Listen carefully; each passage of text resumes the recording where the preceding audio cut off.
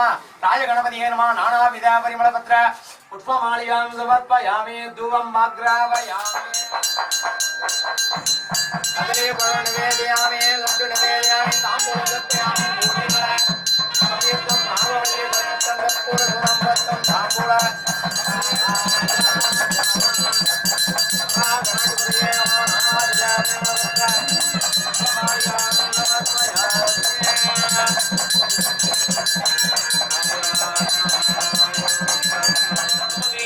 नक्षत्रा निवापमायतनम् आयुतनमान् भवति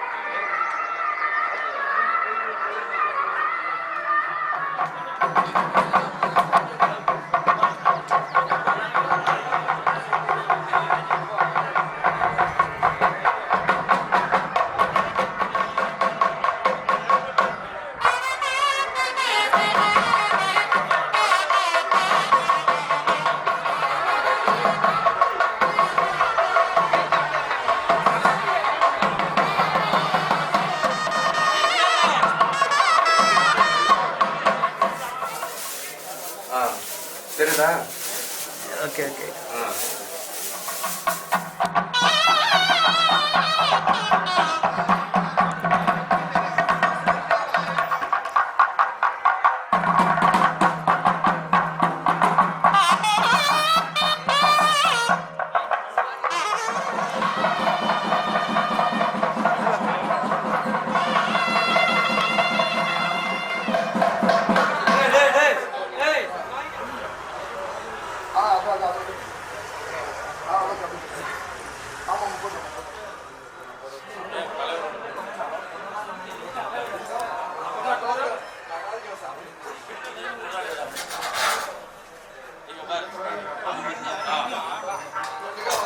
மணி clean ஆயிடு மணி. சரியா?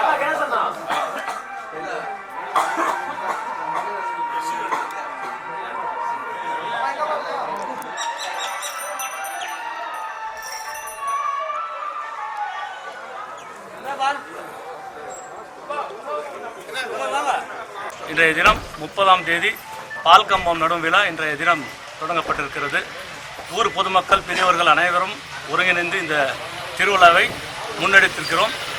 இந்த திருவிழா வருகின்ற 3ஆம் தேதி மார்ச் 3ஆம் தேதி தேர் திருவிழாவாக மிக சிறப்பான முறையில் ஆந்திரா, கர்நாடகா, தமிழ்நாடு இந்த 3 மாநிலங்களுக்கு பெயர் பெற்ற ஒரு கடவுள் ஸ்ரீ சந்திரசூடேஸ்வரர் அவருடைய தேர் திருவிழா 3ஆம் தேதி நடைபெறுகிறது. வழக்கமாக எப்பொழுதும் தேர் திருவிழா காலை 10 மணிக்கு துவங்க இருக்கும், மாலை 5-6 மணிக்கு முடிவடையும். இந்த முறை வழக்கத்துக்கு மாறாக அன்றைய தினம் சந்திரகிரகணம் இருப்பதால் காலை 5:30 மணிக்கு தேர் திருவிழா துவங்க இருக்கிறது. மதியம் 1:30 மணிக்கு நிறைவடைந்து 2 மணிக்கு இந்த கோயில் நடை சாத்தப்படுகிறது. மக்கள் தரிசனத்திற்காக மறுநாள் காலை 4:30 மணிக்கு மக்கள் தரிசனத்திற்காக துவக்கப்படுகிறது. அதே போல திருக்கல்யாணம் மார்ச் 2ஆம் தேதி மாலை 6:30 மணிக்கு திருக்கல்யாணம் துவங்க இருக்கிறது. வழக்கமாக அது இரவு 10:30 மணிக்கு தான் திருக்கல்யாணம் நடக்கும். வழக்கத்துக்கு மாறாக இந்த முறை இந்த சந்திரகிரகணம் இருப்பதால் இந்த திருக்கல்யாணம் மாலை 6:30 மணிக்கு தொடங்கி இரவு 8:30 மணிக்கு நிறைவடையும். தேர் திருவிழாகட்டும் அதே போல் காலை 5 மணிக்கு மார்ச் 3ஆம் தேதி காலை 5:30 மணிக்கு துவங்கி 1:30 மணிக்கு நிறைவடையும். 2 மணிக்குள் இங்கே ஒசூர் பகுதியில் அனைத்து வியாபாரிகளும் அரசியல் பிரமுகர்களும் கூட அன்னதானம் சிறப்பாக வழங்கப்படுகிறார்கள். ஏன்னா காரணம் அனைத்து மாநிலம் கர்நாடகா ஆகட்டும் ஆந்திரா ஆகட்டும் லட்சக்கணக்கான மக்கள் திரளுவதால் இங்கே இருக்கக்கூடிய பெரியவர்கள் வணிக நிறுவனங்களை சார்ந்தவர்கள் அனைவரும் அன்னதானம் சிறப்பாக கொடுத்து கொண்டிருக்கிறார்கள். அந்த அன்னதானம் கூட ஊர் பொதுமக்களுடைய வேண்டுகோள் மதியம் 2 மணிக்குள் அந்த அன்னதானத்தை முடித்துக் கொள்ள வேண்டும் என்பது எங்களுடைய அன்பான வேண்டுகோள். ஆகையால் தேர் திருவிழா முதலாவதாக அன்றைய தினம் காலை இந்த பெரிய தேரில் சாமியுடைய ஊர்வலம் வரும். அடுத்த சின்ன தேரில் அம்மனுடைய ஊர்வலம் வரும். அதே போல் பூத்தேர் என்று சொல்லக்கூடிய இன்னும் சிறிய தேர் ஒன்று இருக்கிறது. மொத்தம் 3 தேர்கள் இங்கே விநாயகரை வழிபட்டு அந்த பூத்தேரில் 3வது தேராக வலம் வரும். இந்த 3 தெய்வங்களும் வந்து இடம் சேரக்கூடிய நேரம் மதியம் 1:30 மணிக்கு. இந்த வருடம் மாத்திரம்தான். காரணம் உங்களுக்கு ஏற்கனவே சொல்லியிருக்கிறேன், சந்திரகிரகணம் இருப்பதால் இந்த முறை மாற்றி வழக்கத்துக்கு மாறாக இந்த முறை நடைபெறுகிறது. ஆகையால் பக்த கோடிகள் இதை புரிந்து கொண்டு காலை 5:30 மணிக்கெல்லாம் அனைவரும் வந்து இந்த தேர் திருவிழா நிகழ்ச்சியில் கலந்து கொள்ளுமாறு உங்களை அன்போடு கேட்டுக்கொள்கிறோம். ஒசூர் பகுதியிலே ஆகட்டும், கிருஷ்ணகிரி மாவட்டத்தில் இருக்கக்கூடிய மக்களும், ஆந்திர மாநிலத்தில் இருக்கக்கூடியவர்களும், கர்நாடக மாநிலம் நம்முடைய எல்லையில் இருக்கக்கூடிய கர்நாடக மாநிலத்தில் இருக்கக்கூடிய பொதுமக்களும் அந்த நேரத்தில் வந்து இறைவனை வழிபடுமாறு அன்போடு கேட்டுக்கொள்கிறோம். ஏனென்றால் 1:30 மணிக்கு மேல் வந்தால் இறைவனுடைய தரிசனம் கிடைக்காது, அதில் ஏமாற்றப்படுவீர்கள் என்ற காரணத்தினால் மீண்டும் மீண்டும் ஊர் பொதுமக்களுக்கு இந்த செய்தியை சொல்லிக் கொண்டிருக்கிறோம். ஆகையால் நீங்களும் இந்த செய்தியை அனைவருக்கும் பரப்ப வேண்டும் என்று உங்களை அன்போடு கேட்டுக்கொண்டு வாய்ப்புக்கு நன்றி பாராட்டி விடைபெறுகிறேன். நன்றி.